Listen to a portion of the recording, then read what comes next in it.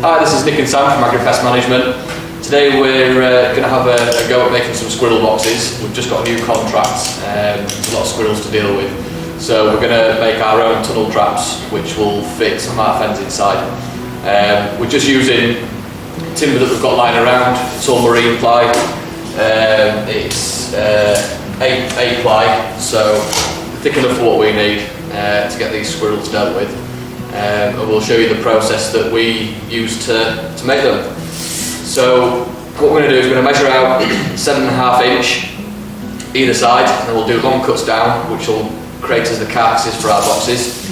And then as we go, we'll show you what we're doing.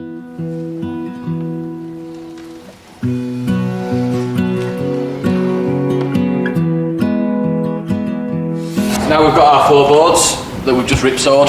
We want to cut them down into the length that the boxes are going to be. So we cut them at 15 inch. So we do a mark at 15, mark at 30, mark at 45, mark at 60, and a mark at 75. So now we've cut our boards, they're all on the same length. We'll start knocking these together to make our squirrel boxes. Start putting the boxes together. Now we often find that squirrel boxes have a relatively short lifespan. These boxes will often live on top of fence tops or on the ground, depending on what circumstances are and what quarry you're looking to trap.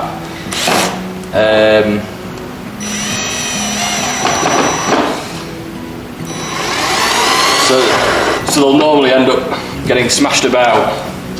So there's 2 options: either you invest in heavy duty timber that's likely to last a bit longer, or you almost make disposable boxes like the ones we're doing now.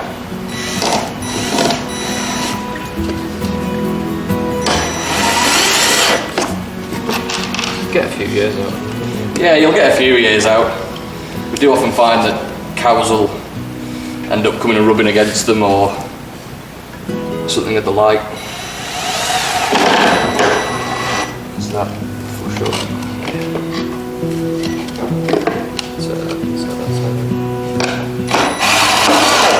So just simply screw them in.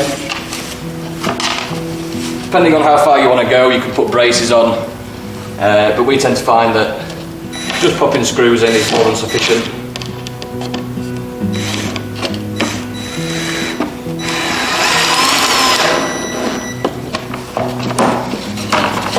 So we have half of it built. Just fit the lid on.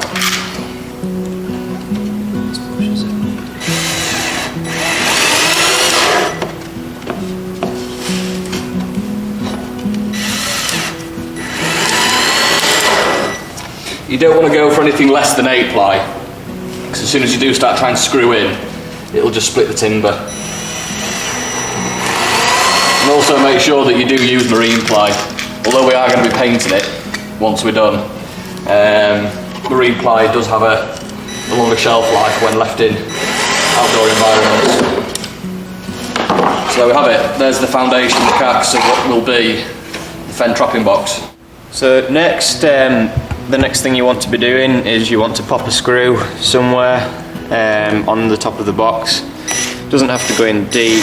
This is just basically to anchor your wire onto, which is going to basically connect to your fen trap, and it's just so that when you trap a squirrel, if for whatever reason it manages to get out, it's not going to drag the trap off basically. We're going to drill the holes for the pegs. So these are your pegs, and the pegs are designed basically to restrict the target species that go into the box, so you're not trapping non-target species and you're only going to trap squirrels and the like. So the holes that we're drilling are about 5.5mm, just to fit these pegs snugly through. So we drill straight through.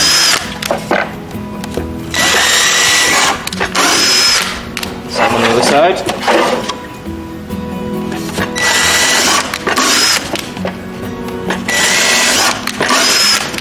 flip the box over and do exactly the same again. Right, the boxes are 3/4 of the way there now. The holes have been drilled for the non-target species pegs. The screw's been drilled for the wire, which will be connecting to the fen trap. Now's the time to spray it. So although it is marine ply, it's just to give it a bit more weather resistance. Switch her on.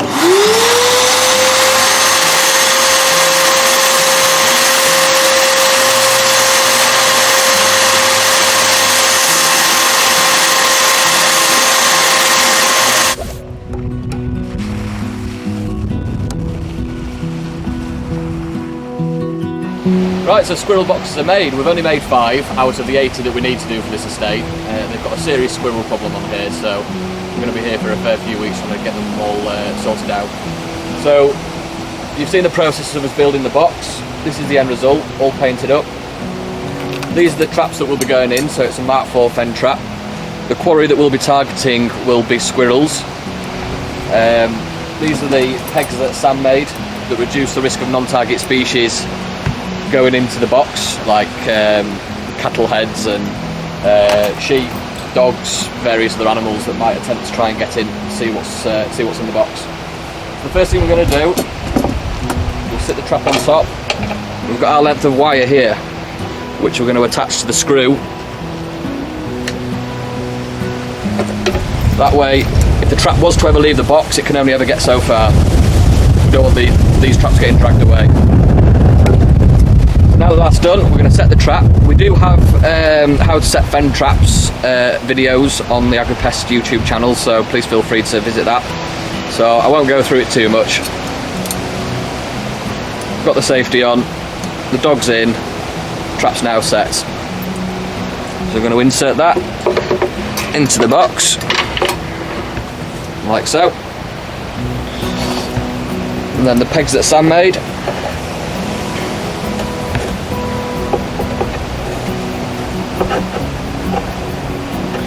will slip in like that.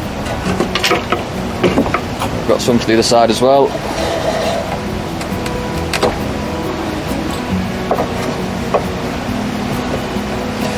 Smashing. Right, as discussed before, we always use the hex screws. We've just found that these are the best screws really for the job. And we're going to go and install the trapping box on top of the fence.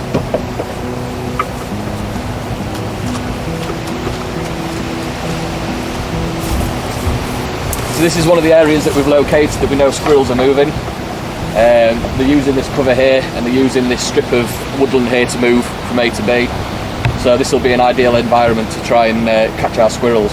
It's a good location, it's off the ground, it's out of the way of the likes of ground nesting birds or hedgehogs or other vulnerable animals that might come in contact with the trap. So all we're going to do now, really simple, is just screw the box on top of the fence rail. There's one.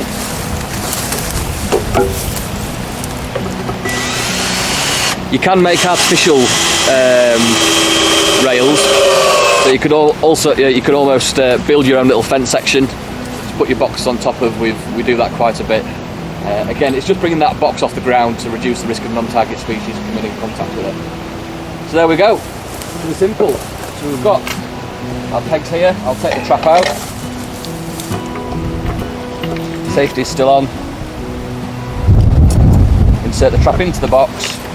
Let Sam go in there and have a look. And the last thing we do is remove the safety. So that trap is now primed and ready to rock. And hopefully by tomorrow we'll have a squirrel. These traps need check-in at least every 24 hours. That's a must. We like to check them every 12 hours to reduce the risk of, well, there's 2 reasons. One of the reasons is if there's a squirrel in that trap, we're not going to be able to catch another one until it's reset. And 2, if for whatever reason the squirrel did get trapped inhumanely, we want to make sure that we're dispatching that squirrel as quickly as we can.